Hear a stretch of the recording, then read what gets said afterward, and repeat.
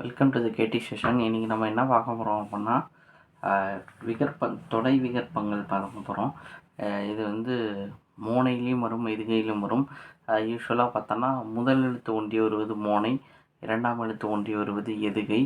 அதுவே முதல் சீரின் அடிப்படையில் பார்க்கும்போது முதல் சீரும் இரண்டாம் சீரோடைய மோனை வந்து ஒன்று வந்தால் அது இணை, 1 3 அப்படின்னா பொழிப்பு. இது வந்து இப்படி ஷார்ட்டாக ஞாபகம் வச்சுக்கணும்னு பார்க்கணும்.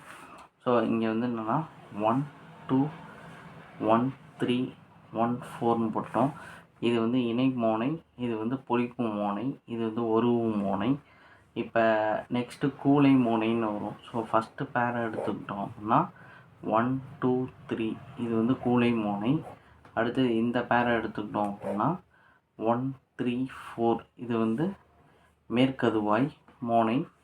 இதுவே வந்து இந்த 2 பேரை எடுத்துக்கிட்டோன்னா நம்மளுக்கு 1 2 4 இது வந்து கீழ்கதுவ மோனை.